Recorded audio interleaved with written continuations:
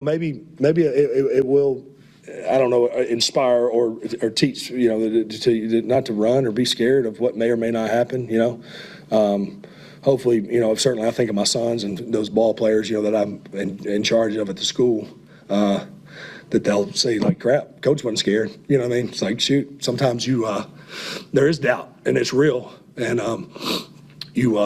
again, the guaranteed safe bet is to go home or to not go for it. And the other one is, shoot, let's see what happens.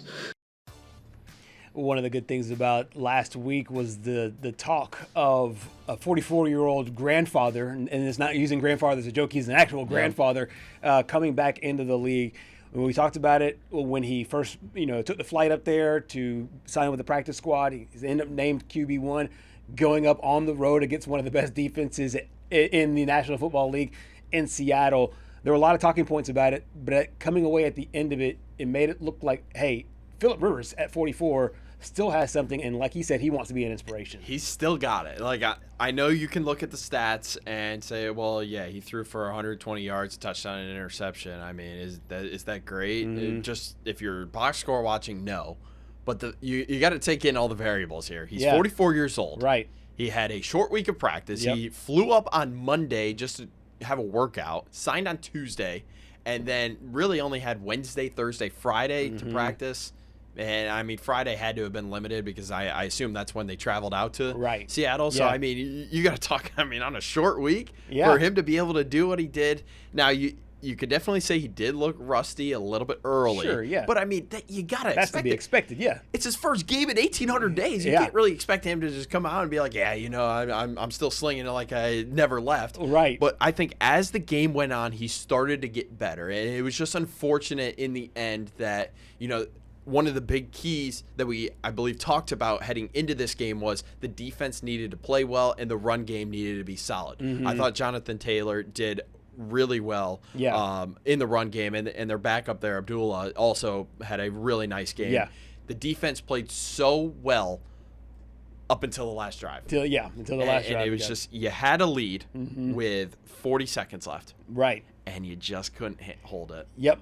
And we were talking about that, like, going into that game. And I know, and I'm not patting myself on the back, but we were talking about just all the factors that went into this. And part of the reason why he said yes is because he felt so comfortable with this offense. Yep. And you could tell he felt comfortable going right in there with the offense and being able to play well.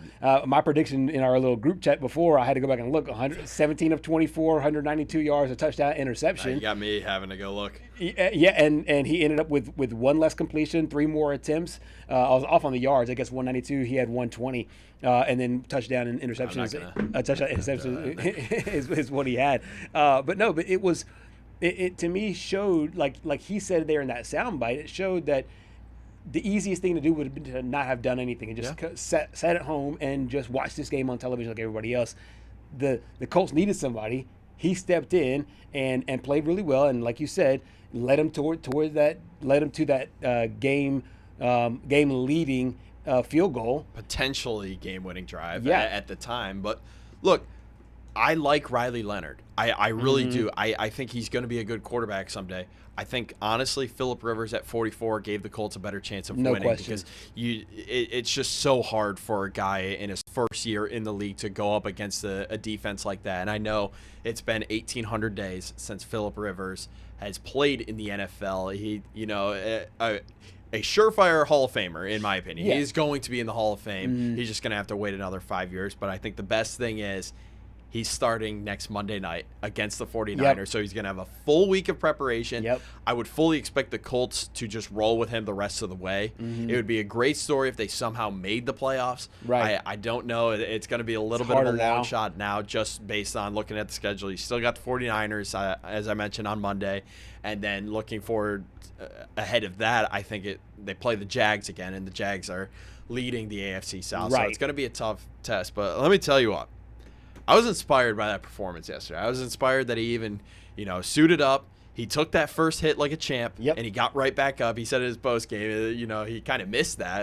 It was kind of crazy. But just in case there is any college baseball coaches watching, I still have 3 years of eligibility remaining. I only burned 1 year in D3, and look at that middle line. I'll play for $5 in NIL. That is super cheap. You don't got to worry about spending all your money in one spot. And, I might still throw hard, but who knows at this point? I just don't know. I think of Roy Hobbs from The Natural, that movie, maybe, I'm not as old as Roy was at that point, but, maybe I still got something left in the tank. I've been working out. I got to start throwing bullpens again. Yeah. I mean, maybe I just don't even look at college and I look at the MLB since my Mets have nobody right now. But no, I was inspired. Maybe I'll go sign up for the Men's Sunday League here next year. But no, all jokes aside, it was an inspiring performance for, anybody that, hey, age is just a number. You can just do whatever you want. Yeah, he certainly provided that motivation. We saw it throughout the week. And now he can go and tell his team, hey, look, if for those of you that don't keep up with football down here, he plays in probably the hardest region down here with the most talented football teams in that region.